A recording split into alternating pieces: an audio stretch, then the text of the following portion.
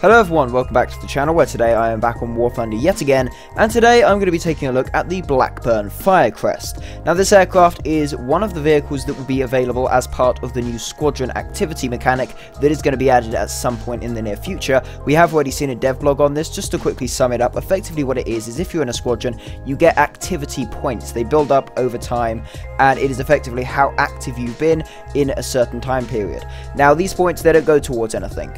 But after a future update, which guys should have said will be sometime after 1.87, that update has dropped, so any time from now really, those points will now be able to go towards researching a vehicle. This is one of the three vehicles. There's also the M901, and then a modification of the PR159 naval vessel. So they're the other ones, but this is available currently in the dynamic campaign. If you go to the Sicilian operation and you go to aircraft from 1945, you may need to refresh it a few times, but this will eventually come up in one of the missions if you want to play it. Here's the cockpit. Basically a standard British aircraft cockpit, very similar to aircraft such as the Tempest and even the Wyvern in some ways, so fairly standard stuff there.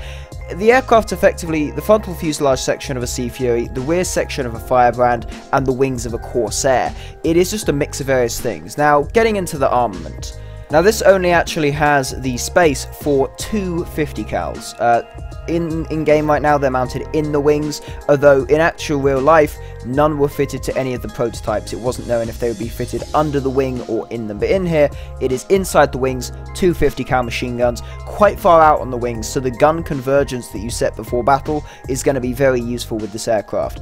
Now it also has the capability to carry 8 RP3 rocket projectiles on underwing railings. Those rockets are already in the game, so I do presume that they will be added in this aircraft. And then also the capability to carry a 2,097 pound torpedo alongside two 250 pound bombs, one under each wing. Of course, the torpedo is centrally mounted. So a good variety of weapons, although only having two 50 cals certainly is not ideal. In terms of speed, it's not too bad. Level flight, it maxes out about 250, just going along on wet. That's the sort of speed it cruises at.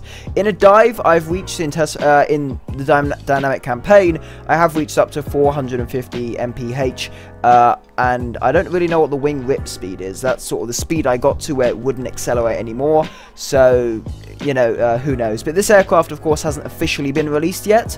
It is not, the Squadron improvements have not come out yet, so this could be work in progress. This might not be its final form, so I wouldn't judge it right now. I would just wait a bit and see what we get when the Squadron improvements are actually added.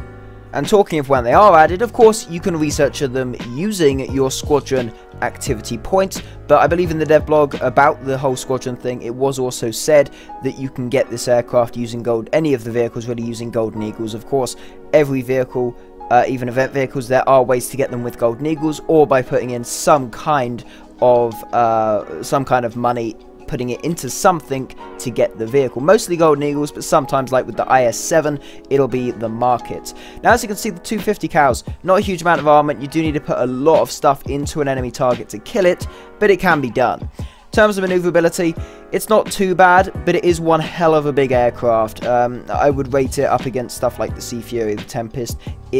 Of course, the performance is less. I would expect this to be a tier 3. I fully expect it to be a tier 3. I doubt this will be a tier 4 looking at the performance.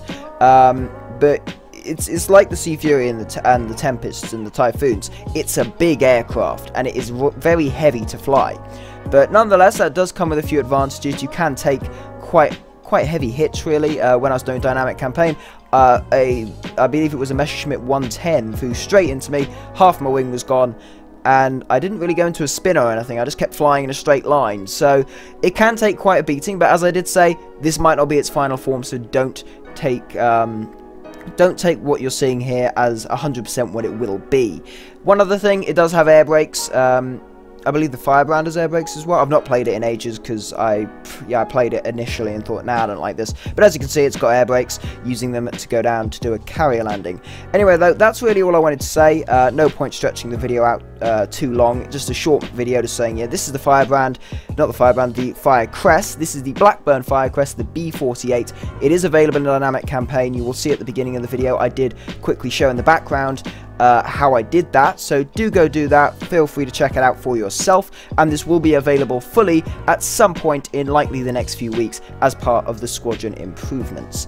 Anyway though, thank you very much for watching the video. If you did enjoy, please consider smashing the like button, maybe even subscribe to the channel if you do. That would be massively appreciated. Thanks again for watching, and I will see you in the next one.